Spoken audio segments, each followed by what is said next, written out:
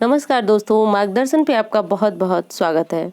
दोस्तों, आज मैं बात करूंगी श्री गणेश जी के एक व्रत जिसको सकट चौथ कहा जाता है, संकष्टी भी कही जाती है, तिलकुट भी कहा जाता है, तिल चौथ के नाम से भी इस व्रत को जाना जाता है। दोस्तों, इस व्रत में गणेश जी की पूजा होती है। गणेश जी का जो है ये व्रत विघ्न को हरण करने वाला होता है। महिलाएं इसे अपने संतान की दीर्घायु के लिए ये व्रत रखती हैं। दोस्तों, इस व्रत को रखने में महिलाएं जो है निर्जला उपवास रखती हैं और शाम को श्री गणेश जी की पूजा करके चंद्रदेव को अर्घ देती हैं। परंतु इस व्रत में एक समस्या ये भी इस बार आ गई है, एक दुविधा कहेंगे, समस्या तो कोई नहीं है, दुविधा कहेंगे कि इस व्रत को 31 जनवरी को रखना है या फिर 1 फरवरी को। ये एक छोटी सी दुविधा आ गई है जिसको आप जानेंगे कि इस व्रत को कब रखना जो है वह श्रेष्ठ होगा। चंद्रोदय का शुभ मुहूर्त भी जानेंगे, भोग क्या लगाना है, मंत्र क्या जपना है और पारण किस प्रकार करना है। दोस्तों, सर्वप्रथम आप ये जान लीजिए कि इस व्रत को सर्वप्रथम जो है वह किसने रखा था, इस व्रत की कौन सी महत्ता है, इसे जानने के लिए हम थोड़ी सी इसकी कहानी, बहुत छोटी सी है, उसको सुन लेते हैं। एक समय की बात है, राजा हरिश्चंद्र के राज में एक कुम्हार था। वह मिट्टी के बर्तन बनाता लेकिन वे कच्चे रह जाते थे।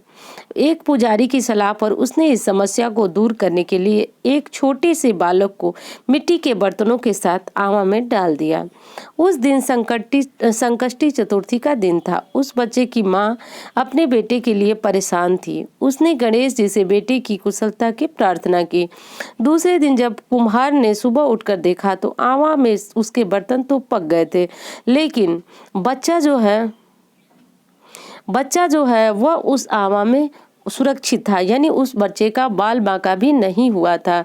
यह देखकर वह डर गया और राजा के दरबार में जाकर सारी घटना बताई। और इसके बाद जो है वो माँ जो कि अपने बच्चे के लिए काफी परेशान थी, उसको बुलवाया गया और सभी तरह के विघ्न को दूर करने वाले संकष्टी चतुर्थी का वर्णन किया। इस घटना के बाद से महिलाएं संतान और परिवार के सौभाग्य के लिए संकट चौथ का व्रत रखने लगी। तो दोस्तों, ये इस व्रत की बहुत छोटी सी कहानी है। वैसे इस व्रत की 3 या 4 पौराणिक कथाएं भी हैं जिन्हें भी आप व्रत के दौरान सुनेंगे तो आपके लिए बहुत उत्तम माना जाता है। वैसे कोई एक कथा भी अगर आप इस व्रत में सुन लेते हैं तो ये आपके लिए सौभाग्यकारी होता है। सबसे पहले व्रती को ब्रह्म मुहूर्त में जगना चाहिए, उसके बाद व्रत का संकल्प लेना चाहिए। संकल्प लेने के बाद संध्या समय आपको श्री गणेश जी की पूजा करनी चाहिए। पूजा के लिए जैसा कि एक चौकी लेनी चाहिए, चौकी पे लाल या पीले रंग का एक वस्त्र डाल दीजिए, उसके ऊपर श्री गणेश माता गौरी जी की स्थापना कीजिए।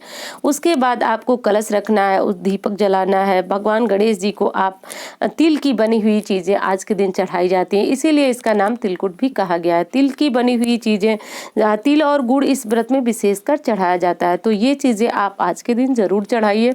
दूसरी चीज है कि आप पूरे दिन जो है ओम गंगणपतये नमः, ओम गंगणपतये नमः इस प्रकार जपते रहे।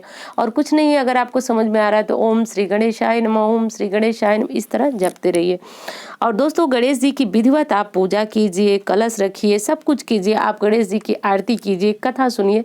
करने के बाद आपको शाम को जब चंद्र उदय हो जाए, दोस्तों चंद्र उदय का समय जो है वह 8:50 पर है। अभी आपको स्क्रीन पे लिखा हुआ मिलेगा, वहां से आप विधिवत चाहें तो नोट भी कर सकते हैं।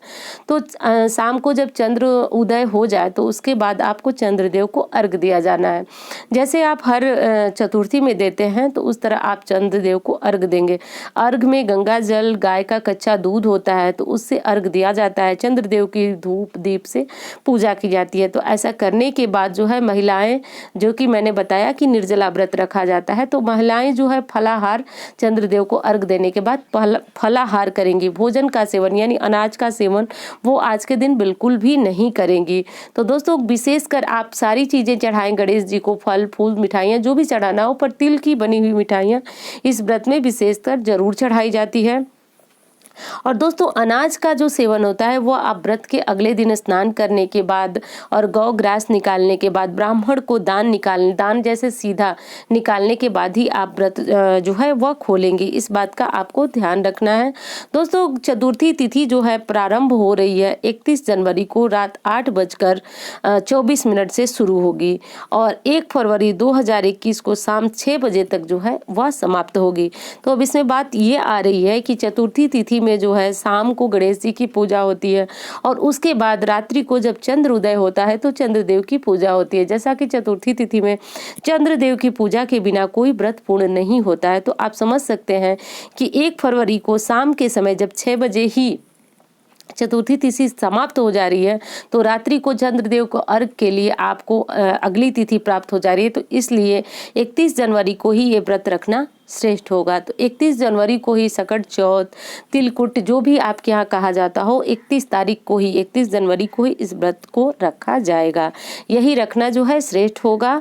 तो दोस्तों उम्मीद करती हूँ वीडियो आपको पसंद आएगी। मिलती हूँ इसी तरह की वीडियो के साथ। धन्यवाद।